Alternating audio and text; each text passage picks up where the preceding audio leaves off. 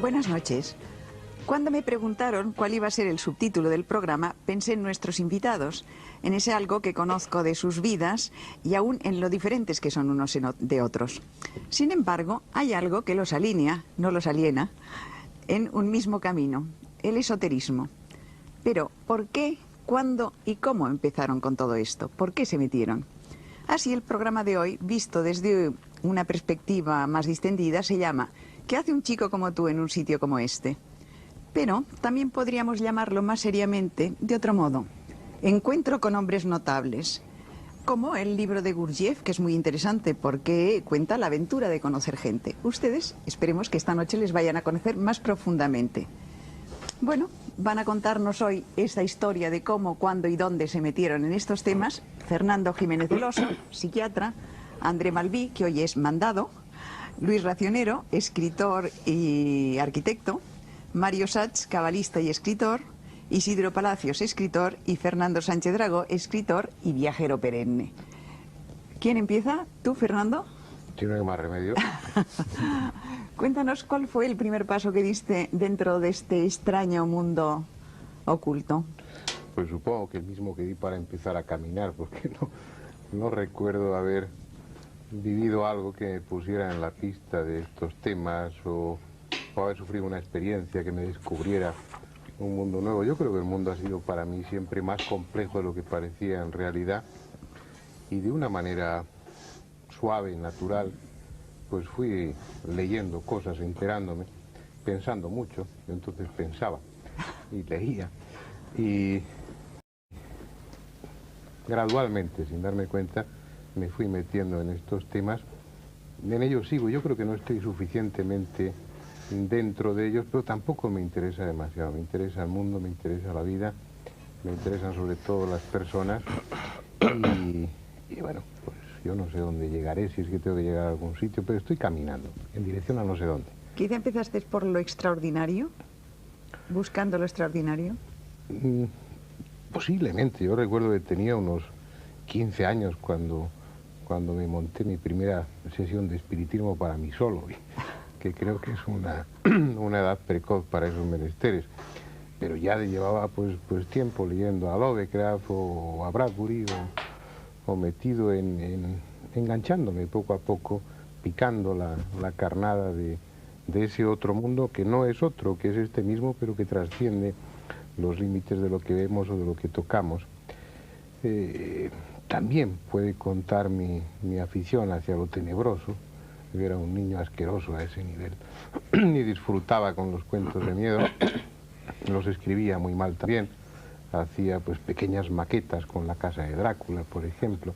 Y el terror es algo que te pone también en la pista. Si es un terror bien escrito, te pone en la pista de lo extraordinario, y empiezas a ver que no es tan extraordinario, que el terror juega con sentimientos, con sensaciones, con vivencias no experimentadas, aunque parezca un contrasentido, con algo que llevamos dentro, y que el miedo lo que hace es, como el de Lovecraft, por ejemplo, pues despertar ecos de vivencias tuyas, vivencias inconscientes probablemente, y también podría establecerse eso, pero no en un camino de gradual, primero una cosa, después otra. Al mismo tiempo que estaba eso, pues estaba mi afición por la astronomía o mi torpe y modesta afición por la psicología. Entonces, no sabría responder. Luego te preguntaremos a dónde te ha llevado hasta la actualidad este camino, pero ahora vamos a seguir con esta primera ronda. André, ¿cómo te metiste en estos temas? Pues realmente no me metí,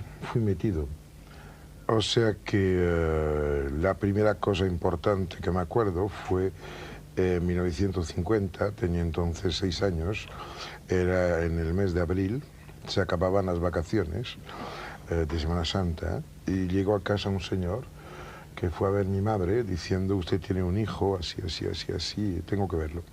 Este señor se llamaba Loganov, era un señor de unos 80 años, ex oficial zarista, astrólogo, por lo visto ahora pienso que muy bueno.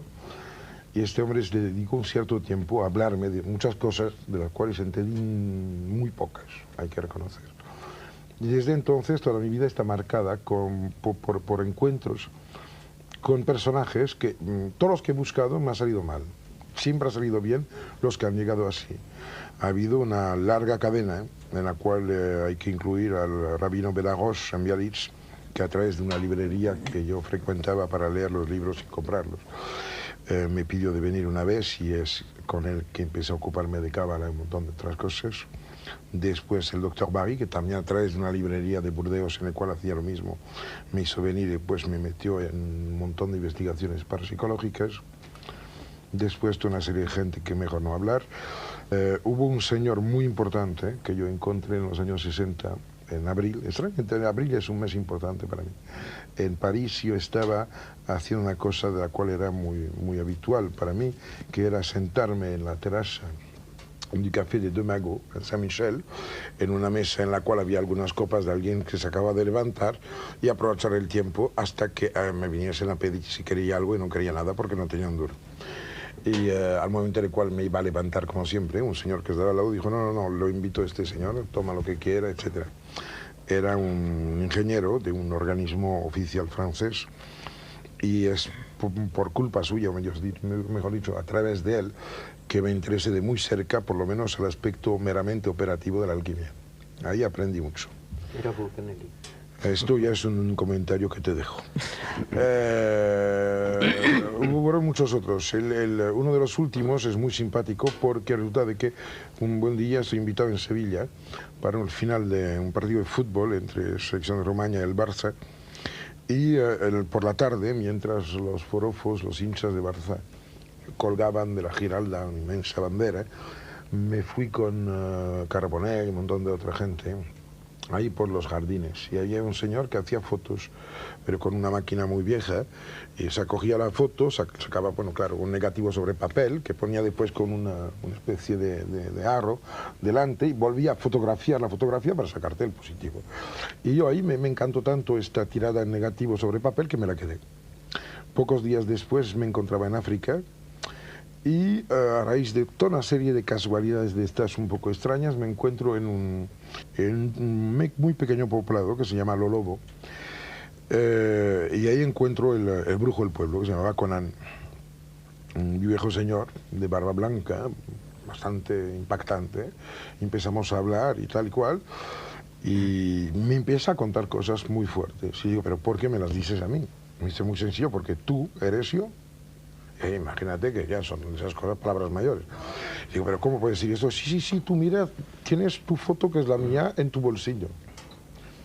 Miro y sacó el portafolio y había dejado el dichoso negativo. Y claro, en este negativo yo salía de cara negra, de barba blanca. Y es verdad que era exactamente la foto de este hombre. Y a raíz de esto, pues claro, he entrado en un montón de círculos bastante más importantes de lo que se cree en África tropical.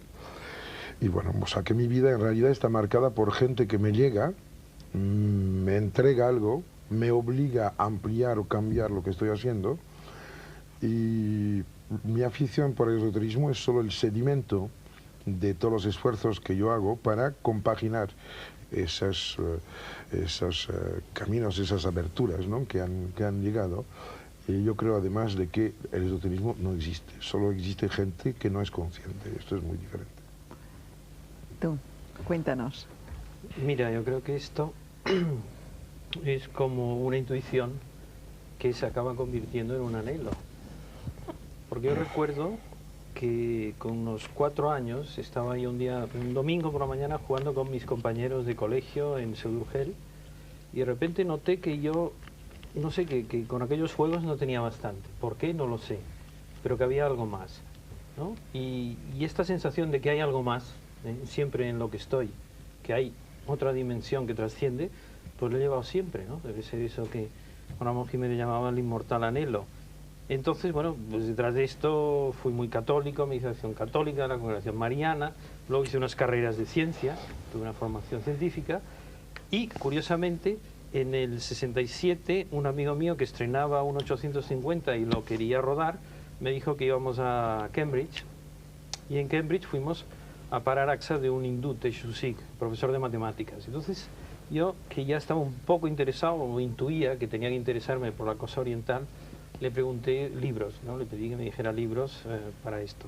Y me dijo los Upanishads y el Bhagavad Gita traducidos por Juan Mascaró. Claro, al oír el nombre de Mascaró pensé, bueno, este señor debe ser español, o sea, catalán o algo así. Y averigüé que era en efecto un exilado mallorquín que vivía en Cambridge.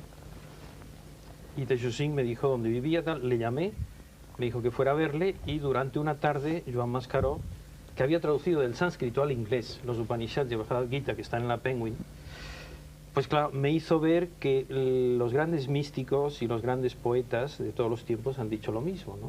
Entonces me citaba a Dante en italiano, Baudelaire en francés, a Maragall en catalán, los Upanishads, bueno, aquello fue maravilloso. Entonces me interesé por la filosofía oriental. Al cabo de un año tenía una beca para estudiar en Estados Unidos el doctorado en City Planning, y fui a parar a Berkeley en el 68. Y claro, ahí ya fue el desmadre total. Pues nada, entonces, al mes de estar allí apareció Krishnamurti dando conferencias, que me impactó muchísimo, me influyó mucho. Estaba Alan Watts, a quien conocí. Bueno, había un templo, un monasterio zen en Tasajara, detrás de Monterrey, y claro, ahí ya tuve un impulso muy fuerte. Entonces, bueno, entré en una serie de grupos, de cosas, no de sectas, pero sí de grupos que fui siguiendo, etcétera, hasta que al cabo de una serie de años conocí a este señor, que tengo a mi derecha. Entonces, este me giró bastante la cabeza con todo el esoterismo occidental. Porque claro, yo había tenido que entrar en el esoterismo oriental, puesto que el de aquí está como más difícil, más oculto que el oriental, cuando en realidad el que nos corresponde, ¿no?, por nuestro subconsciente colectivo, es el occidental. Pero claro, el esoterismo occidental está como más oculto que el oriental, extrañamente, ¿no? Entonces es a través de la tradición alquímica y la tradición cabalística, pues que tenemos acceso a ello. Bueno, y a partir de ahí, pues leer muchísimo y sobre todo un trabajo interior. Un trabajo interior que no consiste en irse a un rincón y meditar, sino en todos los momentos del día. Esa es la manera de reaccionar ante cada momento donde está la obra, ¿no? Muy bien. Perdón, me gustaría ayudarte un poco a recordar que también te has dedicado a rescatar los grandes místicos de la tradición española, como Lulio y demás, que tiene mucha importancia en el desarrollo. Si no era solamente aquellos, ¿no? Eso también es importante en tu vida, ¿no? Sí. El trabajo sobre Leonardo, Lulio, esos trabajos, claro, sobre los grandes maestros de Occidente, ¿no? Claro.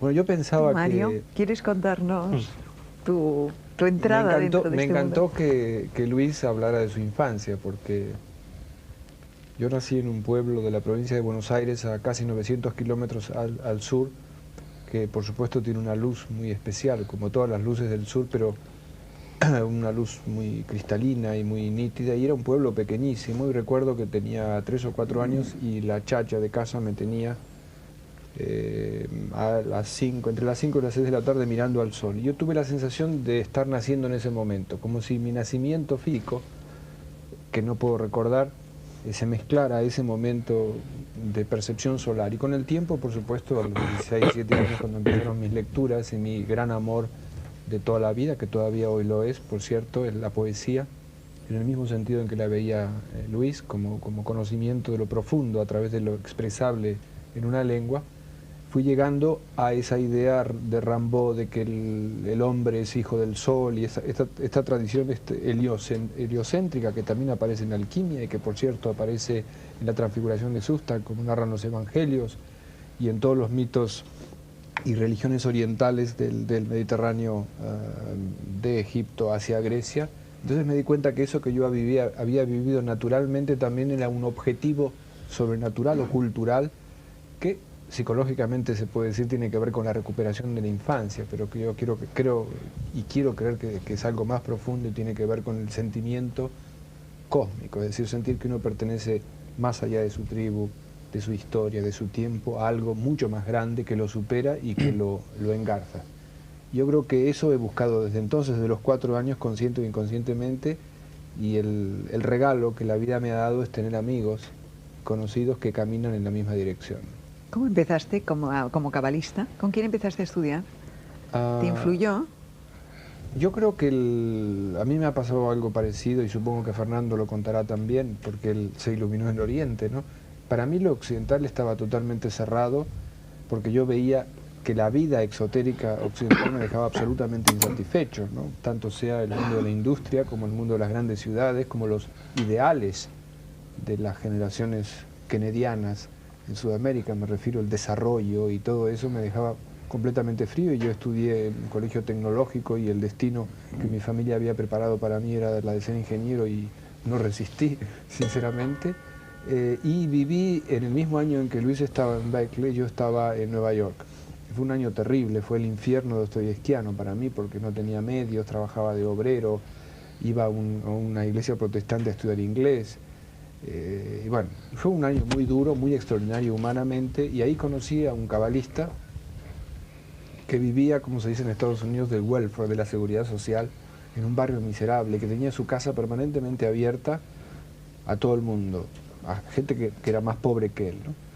Y yo en esa época no sabía hebreo y por supuesto no tenía acceso a lo que él podía enseñarme. Pero sin embargo me impresionaba muchísimo la devoción y la alianza, y en ese sentido hay que decir que la Cábala eso lo tiene, supongo que André lo corroborará enseguida, entre lo que se puede ir descubriendo a través del campo de la física o de las matemáticas o de la química y lo que está diciendo la Cábala desde el punto de vista de su concepción ideogramática. Entonces esa fusión me parecía realmente que solucionaba la esquizofrenia entre lo místico y lo racional. Y comencé a estudiar hasta que tuve una beca para Israel, y ahí ya tenía yo 27, 28 años y podía leer los salmos y podía leer la Biblia, pero no pasaba nada. Todo lo que había leído era nada.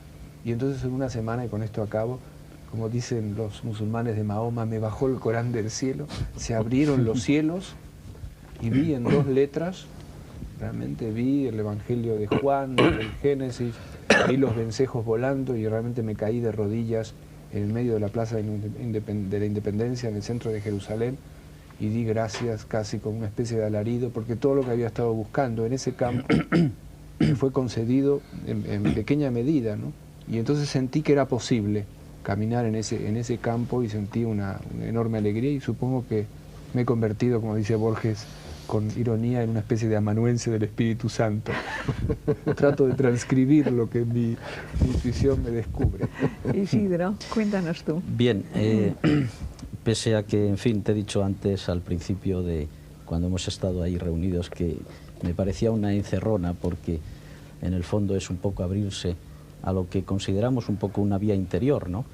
Yo creo que en el fondo habría que, para hablar de esoterismo, tenemos que distinguir entre la vía de fuera o el exoterismo con X y la vía de dentro, la vía hacia el interior, que es propiamente esoterismo, el programa, digamos, un poco que nos reúne aquí con S.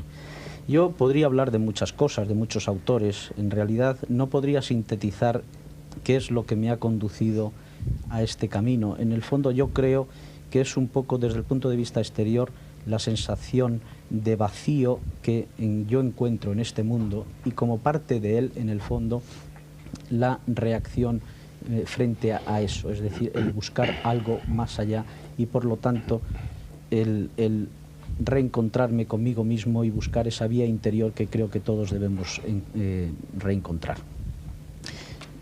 Tal vez hay un hecho que yo podría contar. A mí siempre me ha llamado mucho la atención, me ha gustado en el fondo, la vida de los monjes contemplativos que, sin embargo, en sus terminologías, cuando hablaban de sus ascesis, usaban en realidad términos guerreros. Esto me ha llamado mucho la atención, y en realidad leí mucho sobre vidas de santos y vidas de monjes. ¿Por qué los monjes, por ejemplo, los primeros monjes, los padres del desierto, salían al desierto? ¿Era una huida o buscaban algo desde el punto de vista incluso exterior, esa vía fuera del mundo? Buscaban algo más. Descubrí que en el fondo estos monjes en realidad salían a ocupar el primer frente de un combate en una gran batalla cósmica. En realidad, curiosamente, desde antiguo se ha sabido que los los demonios habitaban en los desiertos, y el monje era como un ser que, viendo su camino de vía interior, pero en realidad era un luchador. Tal vez yo, un poco influido por esta consideración de la vida, por este estilo de vida, llegué a pensar en cambiar mis libros por un icono de la Virgen María y abandonar el mundo y marcharme a una cueva de estas artificiales que hay en Castilla, que antaño se usaban para guardar el vino y que todavía podemos encontrar por ahí en los páramos, en las laderas de los páramos castellanos, o incluso al lado de las eras donde se trillaba, o los montes calizos. En realidad yo no hice aquello, creo que no por no tener la cueva, porque por 2000 pesetas me vendían una y además por cuestiones familiares podía tener acceso a una de ellas, pero lo del icono me salió mal. Tenía un amigo que iba mucho por Rusia y a él le ofrecí esa posibilidad, y cuando estaba a punto de darme aquel icono y yo romper con el mundo, su mujer le echó de casa y yo me quedé sin el icono. Entonces, o sea, la mano de la providencia. Sí, entonces yo pensé que en el fondo, ¿qué había pasado aquí? Yo pensaba que aquel camino era bueno y que en realidad no podía desagradar a la providencia, ¿no? Entonces, después de mucho reflexionar a lo largo de muchos años y de haber pateado muchas veces la Sierra de Madrid, porque yo no he sido como Fernando, que se ha ido a recorrer el mundo y creo que con gran provecho, yo me cogía mi mochila, un trozo de pan y un poco de queso y me iba, andaba y iba a meditar, ¿no? Al final, después de mucho tiempo, creo que yo estoy donde debo de estar, es decir, he llegado a la conclusión de que los demonios ya no están en el desierto, sino están en las ciudades. Los demonios se han civilizado, ya no son bárbaros. Y creo que en el fondo un poco a nosotros la providencia nos ha colocado en el sitio que ahora tenemos que estar, un poco como monjes guerreros en la misión que tenemos que cumplir. Evidentemente en este camino pues me he encontrado, gracias a Dios, con lecturas bastante provechosas que me han hecho no desviarme del camino. El autor que yo creo que más fundamentalmente me ha impactado, me impresionó muchísimo, fue René Guénon, y luego a través de René Guénon, digamos, su descubrimiento del simbolismo y de los estudios tradicionales, las dos vías que salían de René Guénon, la vía activa representada por Julius Evola, el chatrilla por excelencia de Occidente, y la vía contemplativa de Fridtjof Schuon, que actualmente vive y que considero que es uno de los máximos maestros y exponentes del pensamiento tradicional, y con el cual yo pues he tenido la suerte de mantener una correspondencia pues bastante fluida. Y en fin, no quiero decir más. Bueno, luego seguimos. Fernando Sánchez Dragó, cuéntanos. Bueno, yo querría hacer dos salvedades antes de empezar. Una, sumándome un poco a lo que ha dicho Isidro Palacios, que a mí también me da un poco de pudor hablar de estas cosas, y desde luego hay ciertos hechos en mi vida, ciertas iluminaciones que están selladas por el secreto hermético, por el secreto iniciático, y no puedo hablar de eso. Hablaré únicamente de ciertas experiencias de las que sí puedo hablar. Y por otro lado quería decir que, bueno, que también los comienzos de este camino, igual que ha quedado de manifiesto en las exposiciones de la mayor parte de los contertulios que me han precedido en el uso de la palabra, hunde sus raíces en mi infancia. En Galicia hay un tabú entre los campesinos gallegos, me imagino que ya no existirá este tabú porque en este país desde hace aproximadamente 30 o 40 años se han violado todos los tabúes y ya no queda ninguno. Pero vamos, había un tabú muy fuerte que era lo que los gallegos llamaban mover los límites. Cuando un campesino movía los límites, es decir, desplazaba, aunque fuera ligerísimamente, los mojones que demarcaban su parcela de tierra, eso era un cataclismo, eso era el apocalipsis, eso era una alteración de todo el orden establecido que se castigaba severamente. Pues bien, yo era un niño que tenía el impulso secreto, y no tan secreto, de mover los límites. Me gustaba desplazar un poquito la línea que convierte las cosas en silueta, y entonces eso verdaderamente, inmediatamente causaba lo mismo, el mismo estropicio que causa en el campo gallego mover los límites. En definitiva es el impulso de Don Quijote. ¿Qué hace Don Quijote cuando se lanza a los campos de la Mancha? Intenta mover mínimamente los límites de la realidad, intenta convertir o intenta ver a través de un molino un gigante, o a través de un rebaño un ejército de moros o de lo que sea. Bueno, yo ese impulso lo sentí siempre y tuve la suerte de estudiar que es una de las cosas que agradezco a los dioses, de estudiar en un mundo en el que la escuela y la universidad eran todavía centros de cultura y no centros de difusión de la barbarie, como en estos momentos lo es la escuela y la universidad, especialmente en España, pero también en otras partes. Y en el colegio al que yo fui, en toda la enseñanza española, había en mi infancia dos asignaturas fantásticas. Una se refería al microcosmos y otra se refería al macrocosmos. Una era la vía exotérica con X, que ha mencionado Isidro, y otra era la vía esotérica con S. Una de ellas, la exotérica, la del microcosmos, se llamaba Lecciones de Cosas, y me imagino que muchos de las personas presentes hoy aquí la recordarán. Las Lecciones de Cosas eran una especie de introducción general a todas las ciencias. Había un poco de geografía, un poco de historia, un poco de geología, de botánica, de zoología, de química, de física, y era realmente, bueno, una forma muy bonita de iniciar a un catecúmeno, a un muchacho, a un niño, en lo que iba a ser el camino de su vida práctica. Y luego existía una asignatura fantástica que también ha desaparecido torpemente de los planes de estudio, que se llamaba Historia Sagrada, y que no era ni más ni menos que la Biblia narrada en el tono de las narraciones infantiles, en el tono de Peter Pan, en el tono de Alicia en el País de las Maravillas, en el tono de Nils Holgersson a través de Suecia, narrada a los niños. Realmente, si uno repasa ahora los libros de Historia Sagrada, y yo cuando me encierro en Soria conservo aquellos libros y lo hago muy a menudo, en la Historia Sagrada estaban todos los temas que muchos años después me fui yo encontrando por el camino del esoterismo, por el camino del hermetismo, desde la creación, desde la génesis del mundo hasta el apocalipsis, el diluvio universal, los ángeles, los demonios, es decir, los extraterrestres, podríamos decir ahora, habitantes de otros planetas, desprendimientos astrales, el ángel caído, la necesidad de religar el mundo de abajo con el mundo de arriba, y prácticamente yo mi aprendizaje esotérico lo hice en aquellas dos asignaturas.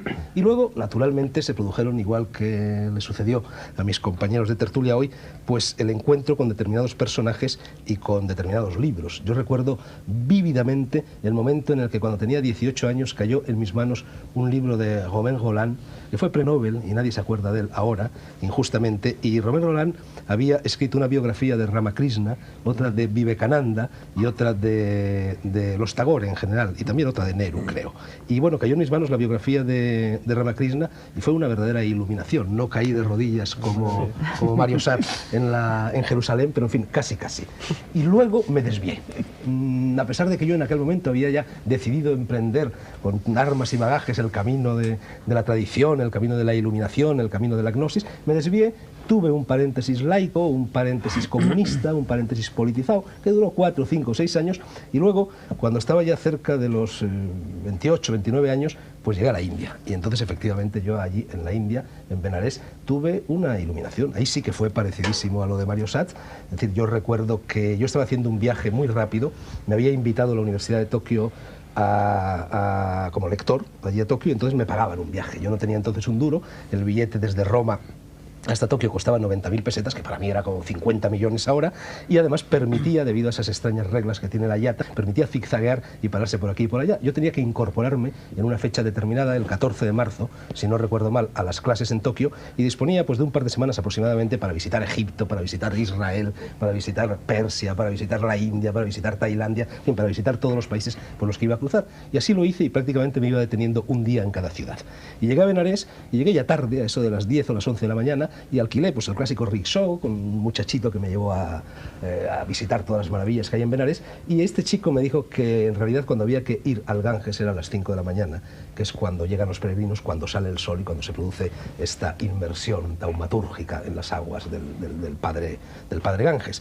Y entonces yo me quedé con esto zumbando en la oreja, y a pesar de que al día siguiente tenía que coger un avión que me llevaba muy pronto, a una hora muy tempranera, desde Benarés a Katmandú, pues hice de tripas corazón, me levanté a las 3:30 de la mañana, me fui a pie desde el bungalow en el que vivía hasta el río, había 5 o 6 kilómetros de distancia, y por fin llegué allí mezclado pues con todo este río en marcha, donde se mezcla lo más hermoso con lo más brutal, con lo más tremendo, que es la India. Y entonces allí me senté en una de las escalinatas que descienden al Ganges, asistí al nacimiento del sol, es también muy parecido a lo que a ti te sucedió cuando estabas en brazos de tu chacha, y realmente allí pues morí y renací, me convertí en un hombre nuevo, abandoné todo el bagaje laico, todo el bagaje empírico, todo el bagaje pragmático que mi condición de occidental y de intelectualillo occidental me confería, y me convertí en una persona diferente. Y también me sucedió algo que ya se ha mencionado aquí. Es decir, yo empecé a adentrarme como Luis Racionero más bien por los caminos esotéricos del Oriente que por los del Occidente. Y yo creía que el esoterismo estaba confinado en Oriente y que en Occidente prácticamente o no había existido nunca o si había existido había pasado a mejor vida. Y varios años después de esta experiencia, y por supuesto hubo otras muchas, ya regresé a España y me puse a indagar a ver si aquí en la cultura de la península ibérica había algunos de los temas, algunos de los asuntos, algunos de los busilis con los que me había ido tropezando en Oriente, y descubrí que no solo había tanto como allí, sino quizá más, y que además estaba formulado en un lenguaje infinitamente más asequible a mi persona y a mi inconsciente colectivo, y al inconsciente colectivo, imagino, de todos los que estamos aquí. Y así nació la historia mágica de España, que en realidad no era una historia mágica, sino una historia sagrada. No me atreví a llamarlo España Sagrada porque ya había una monumental obra del padre Flores que se llamaba así. Perdón, quiero comentar un par de cosas muy interesantes a propósito de lo que dijo Isidro, y creo que nos va a dar pie a seguir con el tema. Cuando siente que el icono no es su camino, ¿verdad?, y que está ahora en el lugar donde debe estar, eso me hizo acordar una frase hermosa de Borges, ya mayor, que decía: cuando era joven me gustaban los arrabales, pero ahora prefiero el centro.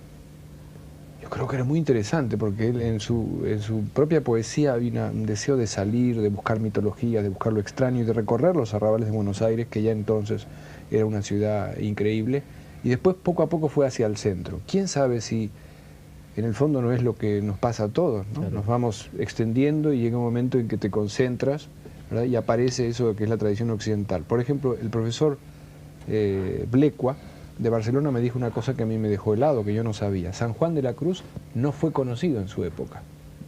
Si tomamos el caso de Ramakrishna o Vivekananda, fueron ampliamente conocidos en el mundo oriental en la época en que vivía. Entonces eso nos ha hecho a nosotros, supongo, y creo que en general, buscar desesperadamente cosas que deberían ser hoy, digamos, de patrimonio colectivo, claro. ¿No crees? Sí, pero cuidado que lo de Borges no me vale, porque él estaba hablando de un centro geográfico y urbanístico.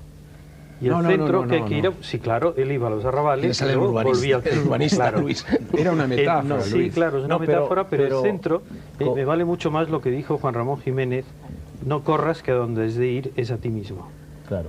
Y eso es lo que en el fondo yo creo que era una humorada, lo que decía Mario, recogiendo un poco el espíritu, en realidad la lección que todos yo creo que aprendemos en este camino es que la decisión individual, el pensamiento propio, la autonomía en general de mentalidad, la imaginación que se hace uno de la vida, en realidad en este camino significa muy poco. Es más, significa incluso el lado contrario del camino. La lección que en ese sentido yo he aprendido es que en realidad en esta vía lo que hay que hacer es pensar lo menos posible sobre lo que te gustaría ser a ti en ese camino. Es decir, porque eso hace impura la acción.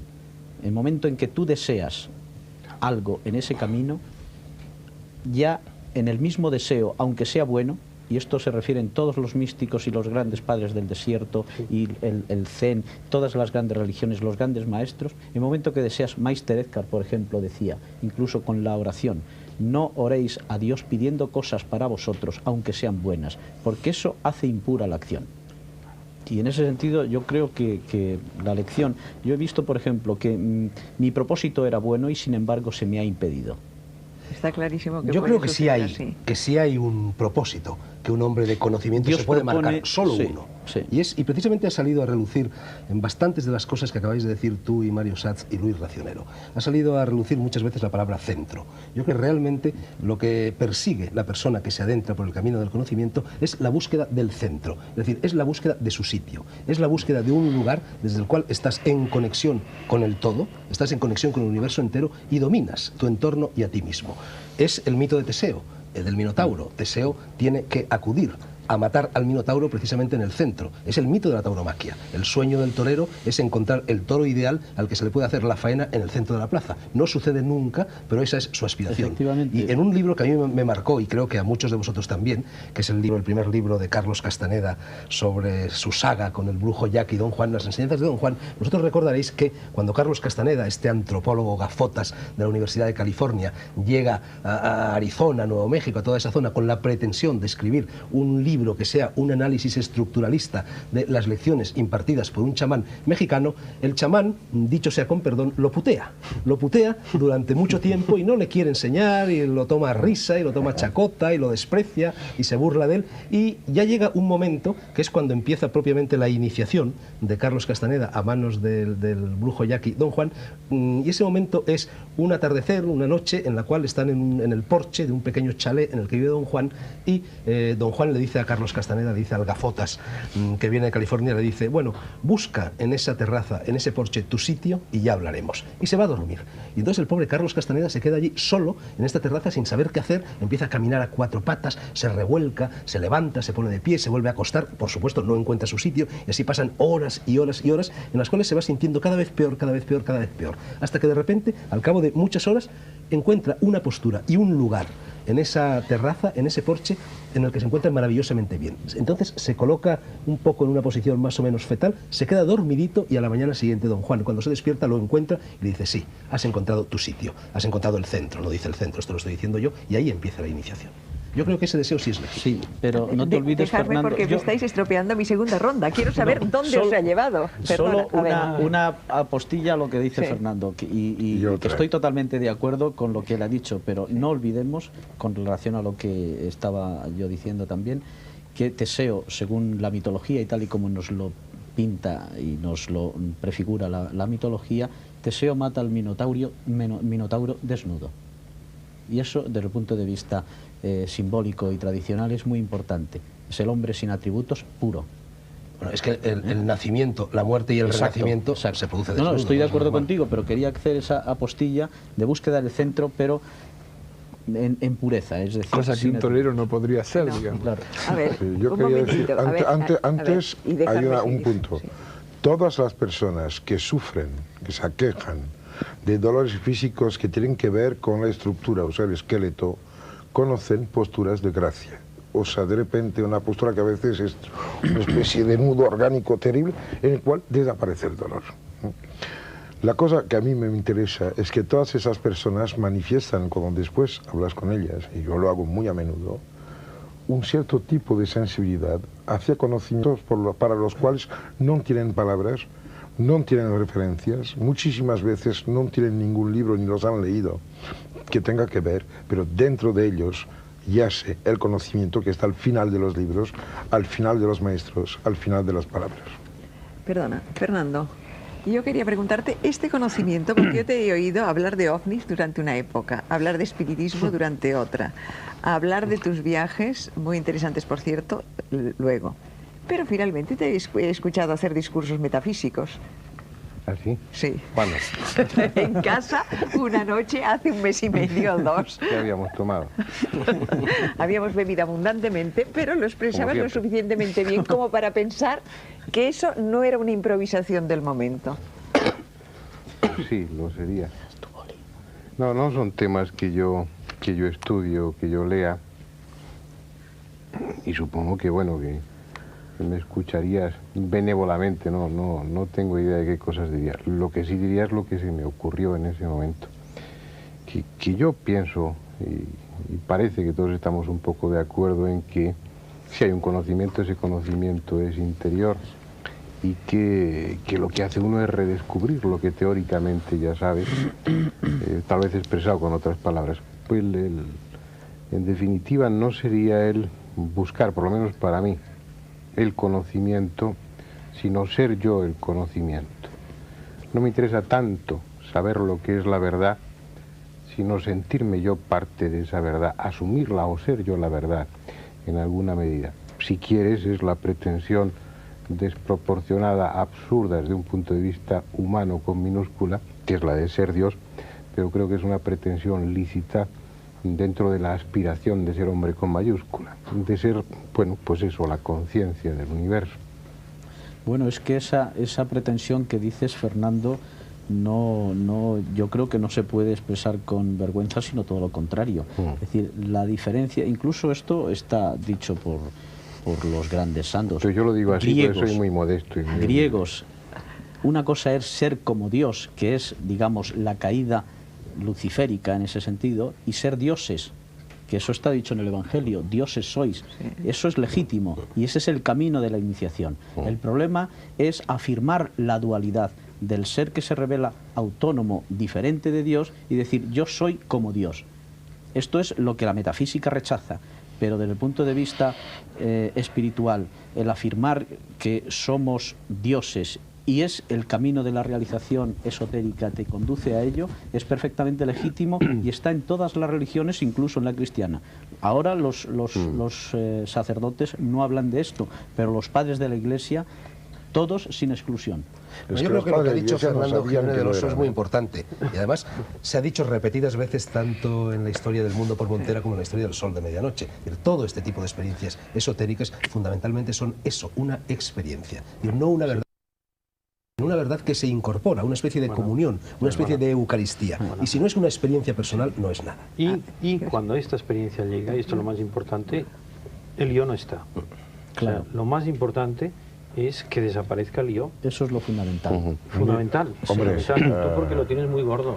No, pero lo siento mucho. Es que hay 4 cosas que no me van ahí, de momento. A ver, cuéntalas. Yo creo, Di, es di. decir, para mí lo fundamental es, después de haber leído muchísimos libros, después de haber hablado muchísimo, asistido a conferencias, que hay que hacerlo porque no se puede estar de vuelta sin haber ido, es ir más allá de las palabras, es estar aquí ahora, es darse cuenta que el yo o el ego es un conjunto de recuerdos que ya no están, porque están en el pasado, no están aquí, un conjunto de intenciones y de deseos que tampoco están, y que lo único que está es aquí y ahora, y que si está realmente aquí y ahora, entonces no hay el ego, ni hay el yo.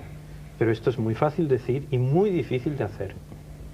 Y Sí, ese es el trabajo. Conclusión jesuítica del Liket Nunc, pero bueno. No, jesuítica no, es búdica y zen y Mira, taoísta. muy bien, vale. Mira, No. yo sin referirme a nadie, no quiero padres del desierto que no sabían que eran padres ni del desierto, ni fundadores de religión, ni nada de esto. Quiero solo apuntar una cosa mucho más sencilla. Creo, y solo me comprometo a mí, que cuando alguien va hacia este famoso centro interior, en el cual se atan los hilos que aparentemente mantienen juntas las partes de lo que somos, lo que se encuentra son los demás. Este es el primer punto. Creo que la puerta interior abre hacia todos los demás. Creo que de todas Yo diría maneras... lo demás, no los. Sí, no, pero déjame acabar. Y que los demás son el instrumento de conciencia de las cosas que de momento no tienen conciencia. A través de cualquier otra persona, parte del Pirineo, parte de las sabanas africanas o parte del mar, de lo que quiera, va a venir. Cualquier conciencia que se aplica a algo que no tiene conciencia, le da algo de conciencia. Y si tú llegas al punto en el cual eres los demás, de esto te vas a nutrir y alimentar y pasará tú también a ser los demás. Mario. Quería decir que yo apuntaba algo semejante a lo de André en la medida en que en la primera intervención dije que este camino me había conducido a tener amigos muy especiales. En el árbol de la vida, de la Cábala, se habla de 2 niveles que se podrían dividir en el mundo de los ascendientes y el mundo de los descendientes. Como su palabra indica, las relaciones familiares, las relaciones de terruño, las relaciones históricas siempre suponen un descenso, es decir, una familia que se multiplica y se abre. Mientras que para mí este mundo supone siempre un ascenso y un reencuentro con aquellas almas. A mí me pasó exactamente lo mismo con las 2 obras de Romain Rolland. Cuando era muy joven me quedé maravillado, eran de mi familia. Esas personas eran de mi familia. Y eso pertenece, como digo, en el mundo de la Cábala, a los ascendientes. Por lo tanto, para mi realización espiritual, mi interioridad adquiere su rúbrica, digamos, verdadera en el contacto con aquellos que han experimentado cosas semejantes, al punto tal que yo creo que en la historia del cristianismo, por ejemplo, el momento del gregoriano debe haber sido un unánime delicioso, ¿no? Porque no es el primer siglo el gregoriano. O sea, la gente se junta por cosas parecidas y de pronto cantan algo que es cantado a través de ellos y los egos desaparecen. Pero hay un periodo previo, que es el periodo de la manifestación a través de los apóstoles o de 4 o 5 personas, y eso ocurrió con el budismo y ocurrió con todas las grandes religiones. Por eso religare también se puede entender en un sentido sociológico, Claro. que es extraordinario. Claro. Me gustaría añadir una cosa a lo que acabas de decir. Es que vuelvo otra vez a experiencias mucho más a ras de tierra. A lo largo de mi vida he prestado siempre una gran atención a una cosa aparentemente idiota, que es que en cada uno de nosotros siguen viviendo todos sus antepasados. Muchas de las cosas que yo digo no son mías de ahora. Habla mi padre, mi abuelo, mi tatarabuelo, etc. Habla mi madre, mi abuela y otros mucho más lejanos. Pero cuando te adentras en la lejanía de las generaciones, somos todos hermanos o primos.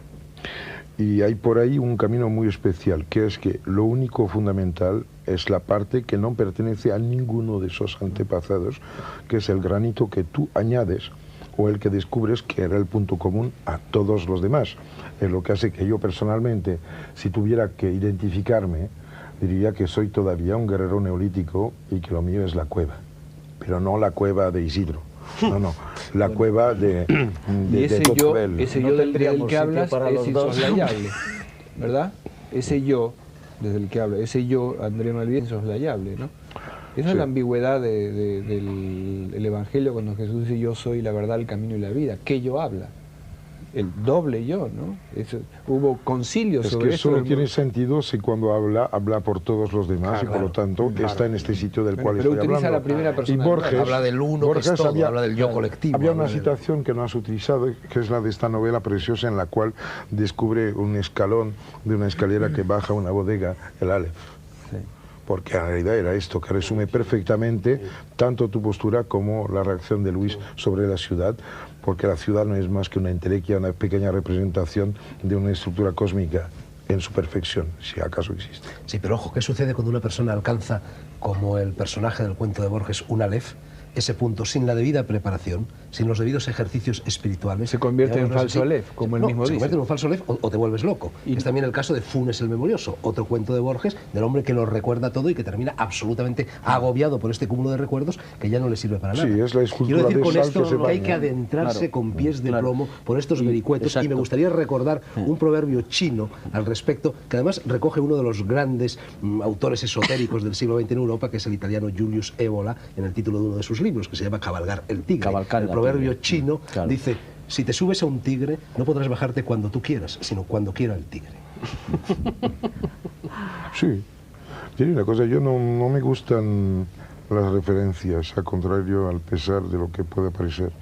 Pienso que cada niño que nace puede y tiene el deber de rehacer la totalidad de los caminos hechos anteriormente por otros que también fueron niños que nacieran.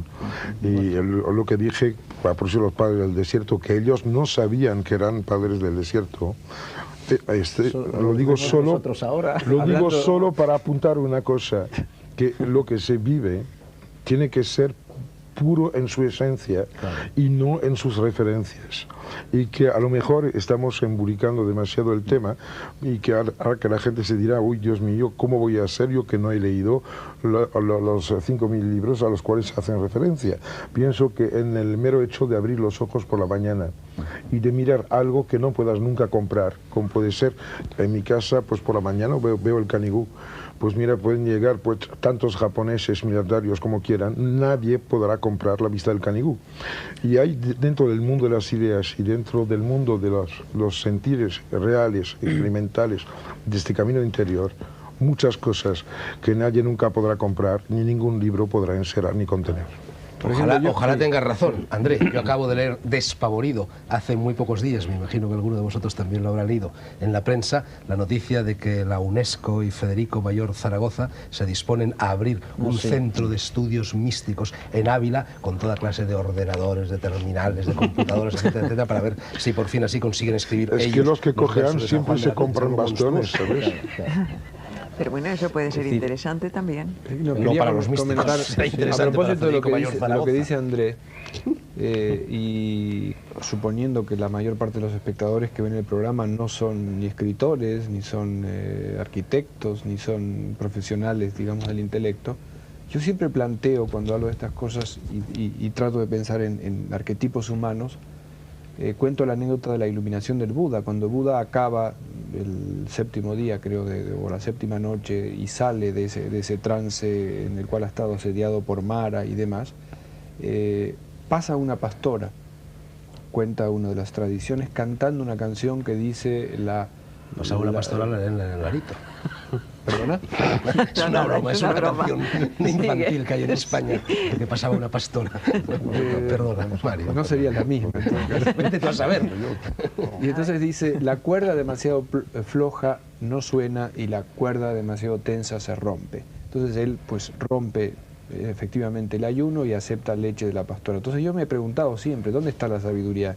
¿En el Buda que se da cuenta o en la pastora que no se da cuenta? Yo Son creo que lo mismo, Exactamente. son lo mismo. Son los mismos. Son lo mismo. Mira, Sí. Mario, Pero la manifestación son lo es mismo. distinta, ¿no? Claro. Mario, hace unos pocos años, un muy querido bella amigo esa- ahora muerto, que era Joan Pons, el pintor, estaba en la roca, ahí en el Pirineo, donde tenía casa y taller, pintando afuera, en el porche de su casa, con el caballete puesto, un cuadro que era y es todavía un ojo enorme, gigante, con toda esta minuciosidad de Pons. Pero esto le duró mucho tiempo pintarlo. Y cada día pasaba una payesa al lado, una vez con cabras, una vez con madera, una vez con cosas y tal. Y poco a poco se iba dibujando el ojo.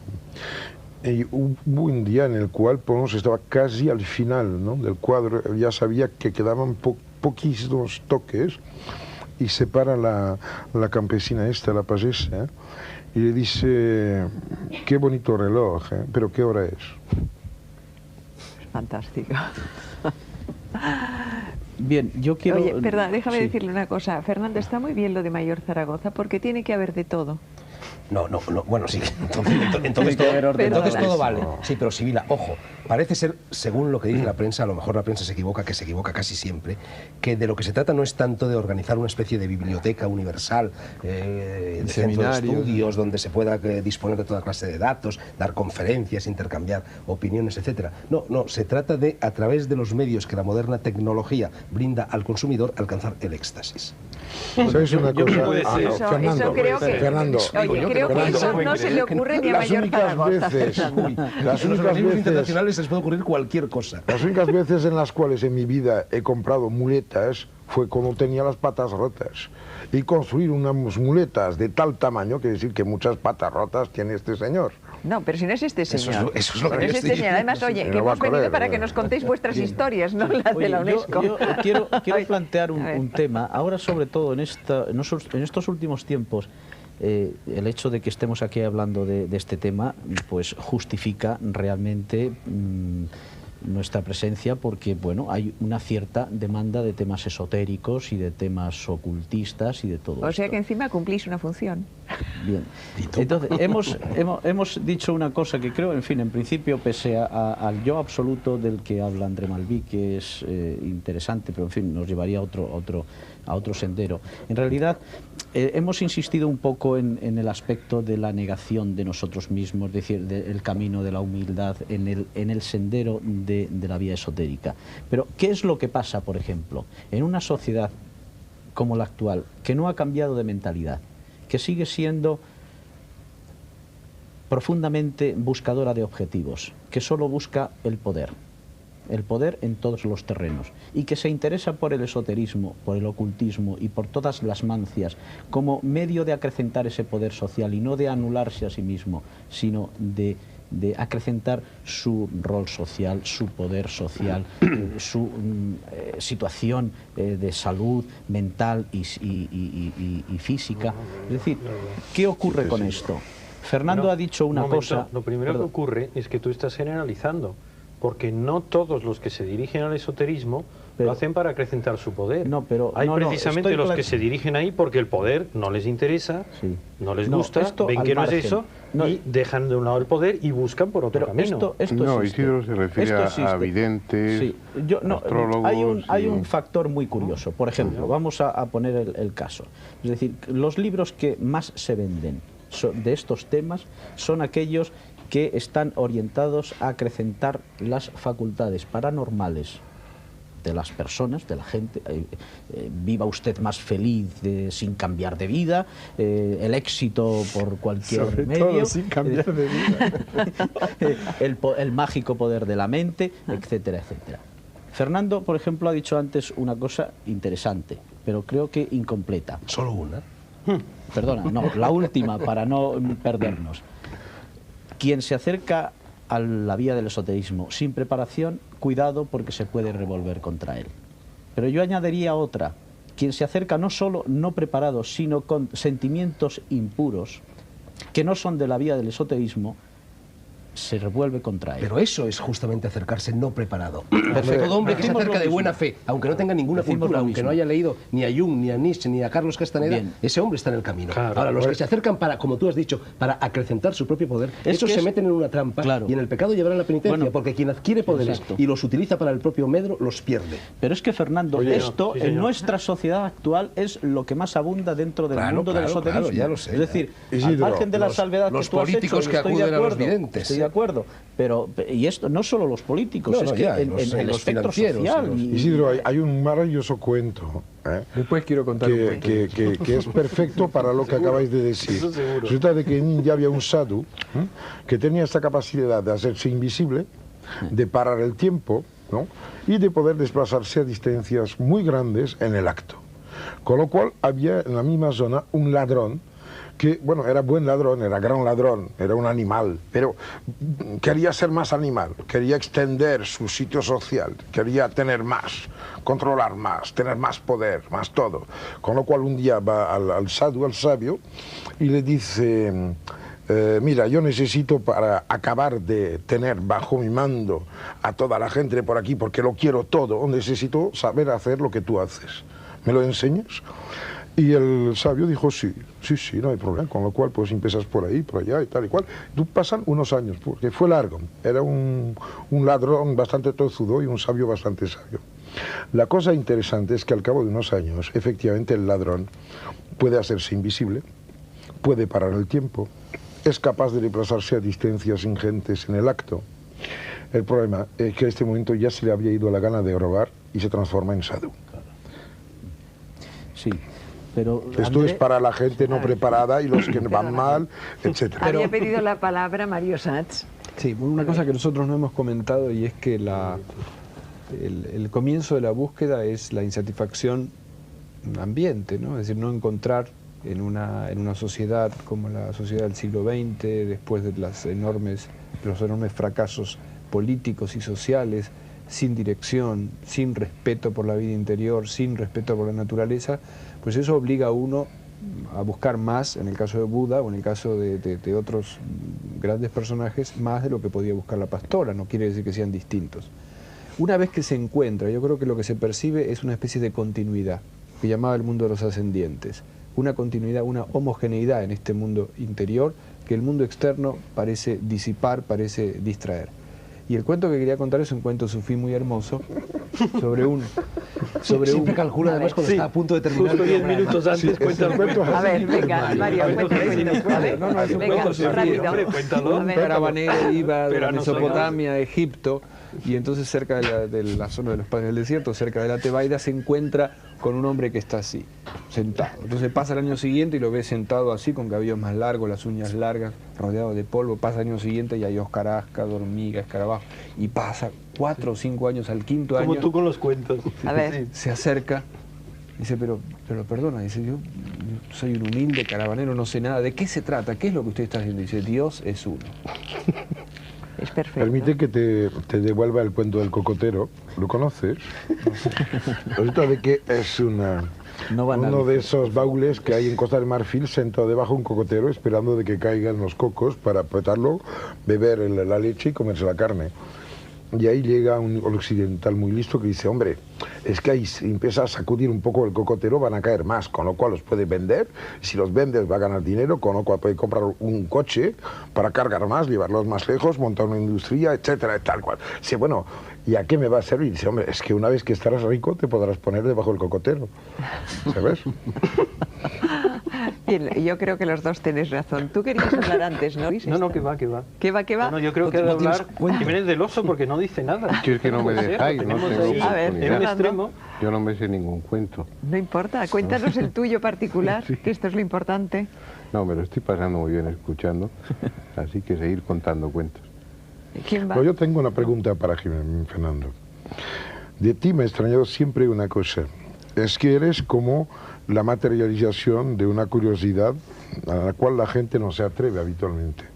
Durante mucho tiempo has llevado un programa aquí en Televisión Española que ha movido muchísima gente y ha despertado no vocaciones, pero por lo menos ciertas orientaciones globales de la vida y de las preocupaciones de muchísima gente.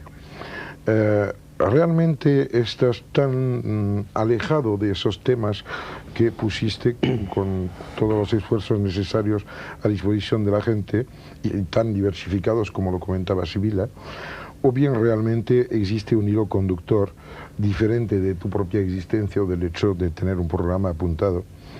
Existe por casualidad algún tipo de ansia necesaria, que es esta fascinación del desconocido, muy parecido al vértigo frente a un agujero y a veces frente al cielo, pero yo tengo mareo cuando me miro el cielo así. Esto me interesa mucho saberlo, porque te has movido y te sigues moviendo mucho en esta dirección. No, yo pienso que básicamente la curiosidad. Luego, porque hay un denominador común, entiendo que todos esos temas confluyen en algún punto del espacio del tiempo, no sé cuál. Todos tienen que ver con el hombre. Lo que pasa es que son tantos temas tan diversos que uno no puede dedicar el esfuerzo a todos ellos porque no serviría para nada, ¿no? Y dentro de esos temas hay algunos que ejercen una especial fascinación, como el pasado, pero con el pasado, con ese aspecto humano que comentábamos antes. Yo creo que estáis hablando de experiencias. Yo puedo haber tenido unas en Egipto, otras en otro sitio, pero por ejemplo recuerdo una en Monte Albán, en México, tratando de sentir, de incorporar lo que era un sacerdote, entonces el depositario del conocimiento. Probablemente si todo el conocimiento de las otras cosas o la intuición que despiertan las otras cosas, no puedes entrar en ese juego, no es más que un juego. Pero si lo consigues y entras, ves el pasado de una manera totalmente distinta, ves y vives, en cierto modo, Monte Albán como no lo puede vivir un turista o como alguien que pasa accidentalmente por ahí, ni como lo vive un arqueólogo. Creo que todos esos temas lo que te hacen es tomar una actitud en la vida, un camino que no tiene un final determinado, ni es necesario que lo tenga, es una forma de vivir, una forma de sentir, en la que a veces, como una propina, pues se te da una gota de conocimiento, que bueno, que te hace descubrir todo lo que te falta por saber, y entonces te reafirma más en tu intención de caminante y de aprender. Sí, pero no puede ir un poco más lejos. Por ejemplo, te diré que en mi casa pasó muchas veces de que vengan niños y que me pregunten, porque he abierto demasiado la boca, como siempre, sobre iglesias románicas, etcétera, etcétera. Las experiencias más fuertes tuvieron lugar en Suiza, en Romain-Mortier, en el cual yo daba un bloque de piedra a los chavales, le daba un cincel y un martillo y les hacía hacer una virgen románica. Pues extrañamente, cuando empiezas a sacar de la piedra lo que sobra para descubrir que dentro duerme o dormía una virgen románica, el 90% de las preguntas que tenían y de las dificultades para entender desaparecen. Y por eso yo creo que la experiencia, aunque mal hecha, aunque con motivos no del todo claros, es muy importante, sea experiencia concreta, sea experiencia menos concreta, como puede ser el sueño, la imaginación, la gana o la ilusión. A ver, dejadme que os haga una pregunta. Aquí, salvo André Malví y Mario Satz, que han hablado de maestros, ninguno de los demás ha mencionado tener un maestro, y parece ser que cualquier camino iniciático necesita de un gurú. Necesita un individuo recibir la veracot, ¿cómo se dice? Éramos más débiles o la baraca. por esto. O Yo sea, no creo que de alguna manera mencionado implícitamente. Bueno, se ha de alguna mencionado. manera Sí. se ha mencionado, pero no, digamos, una persona Mira, concreta. Y por me mi parece experiencia, que yo es casi imprescindible, ¿no?, dentro de Sí. este camino, encontrar... Sí. Ahora, lo imprescindible, porque claro, este es un camino que no es como la universidad. Es decir, yo quiero ser pues ingeniero, entonces me matriculo allí, son 2 ingresos, 5 años, nada. Lo único que tú puedes tener es buena intención y tenacidad. Y seguir, y este anhelo. Y entonces, teóricamente, es el maestro que te viene a buscar a ti. Porque lógicamente el que está por encima tuyo es el que te ve. No vas a ser tú que veas al maestro, es el maestro que te puede ver a ti. Y entonces supongo que cuando tú ya te llevas esforzando como un tonto durante mucho tiempo, hay alguien que lo nota de alguna manera y entonces te dice, venga usted para acá, o se te aparece como A Andrés pero se le esto han aparecido por 2 veces, ¿no? Esto es la historia de los fresones, ¿sabes? Sí, sí. Los únicos fresones que cosechan los que crían fresas son los que están maduros y buenos para vender. Vale. No hay Pero nada. Pero maestros primero hay que madurar. civiles sí se han mencionado, creo yo. Lo que pasa es que se han Pero mencionado no maestros maestro conocidos, como de como escuela. Cristo, No, o bueno, como Don Juan, pero o eso como René no, Guinol, no me estoy nuestros, refiriendo a de eso. Canana. Me estoy Claro, pero es que refiriendo. los nuestros. Perdona, Fernando, me estoy refiriendo a lo que se hace en las escuelas tradicionales. En cualquier escuela tradicional te encuentras una transmisión de alguna manera que Sí, pero- verificable. Pero dos cosas. Una, si nos ponemos aquí a contar cada uno de nosotros el maestro que hemos encontrado, que a lo mejor era un señor que se llamaba Pepito y que lo conocimos en una taberna del barrio de Malasaña, bueno, pues no podríamos porque necesitaríamos horas y horas y horas para exponer esto, y además el maestro, que generalmente quiere pasar inadvertido, permanecer oculto, se enfadaría muchísimo con nosotros y nos retiraría sus enseñanzas. Pero por otra parte, el interrogante que habría que lanzar aquí es el interrogante que lanza Guénon. Es decir, Guénon sostiene que toda la gran tradición en el siglo XX, toda la tradición esotérica, al menos la occidental, es falsa porque debido a una serie de hechos, la tecnología, la política, la evolución de la sociedad, etcétera, etcétera, se rompe. Hay un corte brusco de los maestros. La cadena hermética, que había durado hasta un determinado momento, hasta hace pocos siglos, o probablemente hasta finales del siglo.